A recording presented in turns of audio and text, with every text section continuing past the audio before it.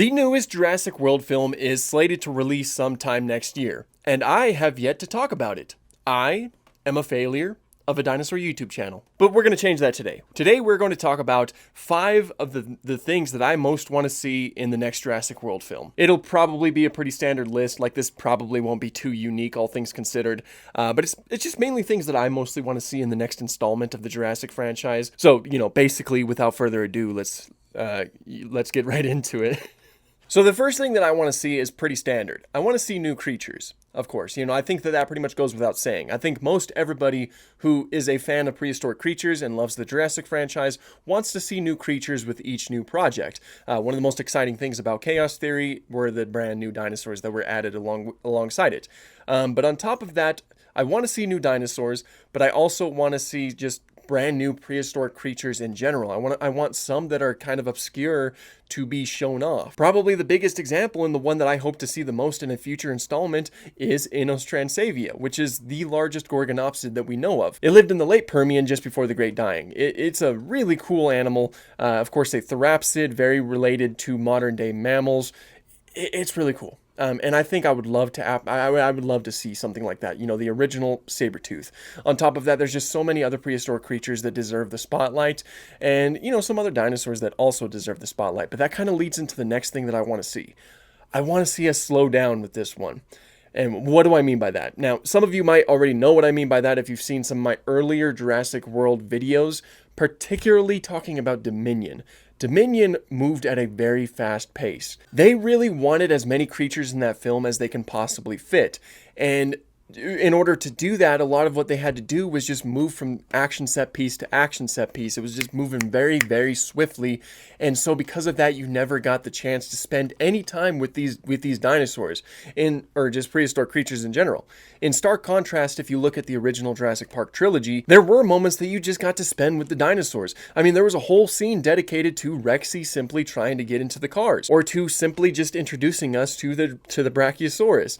It's moments like that allow us to get connected to these animals and allow them the chance to be iconic. Whereas in Dominion, for example, we didn't get that chance with a lot of these. You move from, there's the Therizinosaurus scene, then you have to move into the Dimetrodon scene, and then there's these are out of order, but then there's also the Pyroraptor, and they all have very quick scenes that have some memorable moments, like the Therizinosaurus scene is very cool, one of my favorites, but it didn't have as much time to breathe as I would want it to. I just want us to get the chance to be acquainted with these prehistoric creatures and give them their moment to shine and create new iconic moments for the franchise. That's just something that I really want to see in a future installment. Moving on from that, what I also want to see is a toning down of the type of action movie thing that we've been doing. This is also kind of leading into Dominion. The reason why this is mostly built off of Dominion is because that's the most recent installment in the Jurassic Park franchise, or the Jurassic franchise. So that's obviously where a lot of these things are going to come from. I don't the Jurassic World movies were really starting to shift towards action movie things, like, summer blockbusters that are just really huge, action-packed type things. And that's fine. That's fine if it's handled a little bit differently. And where my mind mostly goes to is with the Malta scene in Jurassic World Dominion. Now, I loved most of the Malta scene. I loved the black market scene because that was a glimpse of how some humans are reacting to prehistoric creatures being on the mainland. I loved that. I thought that was fantastic. But one thing I did not like is the motorcycle chase through the Malta streets. Now, that would be really cool in another movie, but in the Jurassic franchise, we have it kind of set up as being a little bit more grounded in terms of its action. Like, people are put more so in peril when they're faced up against creatures like that. They're not like riding through the streets, acting all cool on a motorcycle, dodging these Atrociraptors that are very, very clumsy. Instead, they're like, they're stuck in a kitchen. It's very claustrophobic. The Velociraptors are on the other counters over there, and you're wondering if they're going to spot our main characters. And that also kind of that connects back to the whole letting the scenes breathe thing. I want us to tone down a little bit on the action movie stuff. I don't want us to like have any action heroes in these films. I want them to be actual grounded people that are just trying their best to survive. I like Chris Pratt and everything, but the direction that they were taking with his character and the whole, holding up your hand thing, it was certainly getting to be a bit much and kind of defanged the dinosaurs a little bit.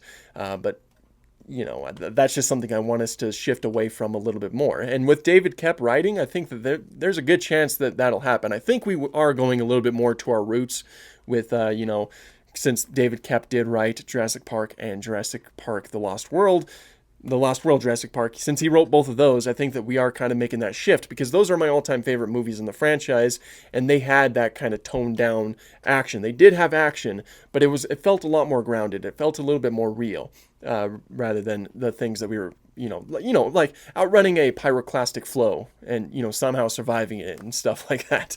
That's mainly what I'm talking about. Next up is Quetzalcoatlus, specifically Quetzalcoatlus. It was in Dominion. I loved that it was in Dominion. Quetzalcoatlus is such a cool-ass darkid, the size of a giraffe. They made it bigger in the movie, but that's okay. Its scene was cool. It did take down a plane, and that is a fun and unique scenario for the animal. But this links back to the fact that I think we need to slow down a little bit. It didn't get the chance to really shine. It showed up, took down a plane, and it's gone. We only see it like one other time in the movie, and I think it's mostly in the extended cut, where it made a nest in a city, and that's about it. And also, we see it flying with some geese. That's all that we see it in the movie. I think Quetzalcoatlus can have its own scene, its own threatening scene by itself, and it did with the plane, but it was just so quick, you don't get any time to spend with it. I want a scene on the ground, where it lands on the ground and it starts chasing after people, because of course, if you don't know, as darkids, they were the type of pterosaurs that wouldn't be able to really fly after their prey. They would land first and chase after them. It's something that we saw in Prehistoric Planet with the very close relative of Quetzalcoatlus known as Hatzegopteryx, which is roughly the same size as Quetzalcoatlus. Imagine something like that, but instead of dinosaurs, it's being done to humans. That would seem horrifying, like I've seen plenty of amazing pieces of paleo art that depict Quetzalcoatlus standing there very creepily. Imagine a shot like that in the Jurassic franchise where it's just standing there staring at everybody. They start to run and it just starts bounding after them. I think it'd be terrifying. I think it'd be really cool to see. On top of that, I think that Quetzalcoatlus can stand to fight another creature. We all love our creature fights. It's a nice little moment for us to shut our brains off in the Jurassic franchise.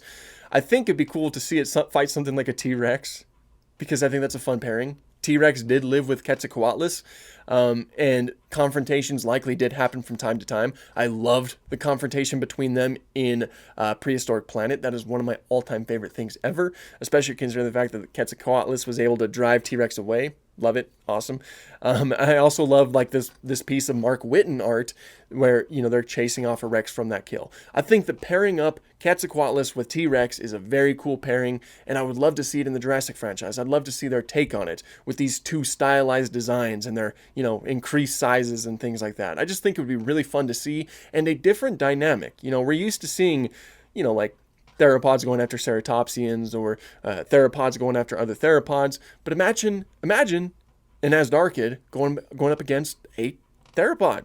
I just think that'd be cool. Quote of the day. I just think that would be cool.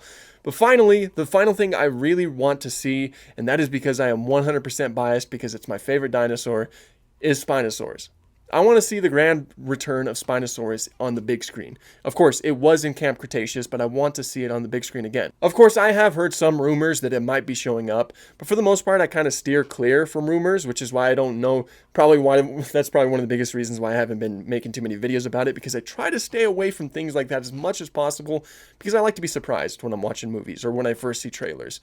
So I don't really look at leaks. I don't look at rumors and stuff like that. I like to speculate on my own whenever I learn some information, but I don't like doing that as much. Again, that's probably why you haven't heard me talk about this too much. But I have heard a rumor that Spinosaurus might be showing up in this. There seems to be some leaked set photos where they're filming underwater scenes. That doesn't necessarily mean it's Spinosaurus. I mean, it could be. There's also a giant thing called Mosasaurus or maybe some other aquatic creatures. I don't know. I hope Spinosaurus is in this. I've also heard rumors that it has like an updated design that is a lot more scientifically accurate. That would be interesting. I think it would contradict the kind of in-universe lore of Jurassic Park, because that prologue does really kind of set up that this is just what these dinosaurs look like in universe. And if you change the Spinosaurus, I mean, they already did it in Jurassic World Alive, so maybe that's the case. And that would also imply that this isn't the same Spinosaurus from Jurassic Park 3, which would also be interesting. Maybe that'd be one of those things where it's like, oh, other people are using this genetic material to create their own stuff. I don't know. Either way, I just want to see Spinosaurus in this thing. And again, that's purely based off of me being biased to my favorite dinosaur ever. I really like Spinosaurus, and I would just love to see it again. Again, to quote myself, I just think it would be really cool. Anyway, that is my 5 things. Those are the 5 things that I really want to see in the Jurassic franchise, in the next installment of the Jurassic franchise. I think that stuff would be really cool. It was kind of difficult for me to come up with that 5 stuff because I don't really have too many expectations for the next film. I didn't know there was going to be another film this quick, which kind of worries me, but we'll see what happens. Hopefully things turn out all right, but those are the things that I hope to see the most. Only 5, not 10, again, because I struggled to get this 5 anyway. Let me know what you guys would like to see in the next installment or the next few installments. Be sure to let me know. I'd love to hear it. And thank you guys so much for watching, and have an awesome day. Oh, and I can say adios to Ahsoka. She's the one who's been walking around and, messing with Laura over here.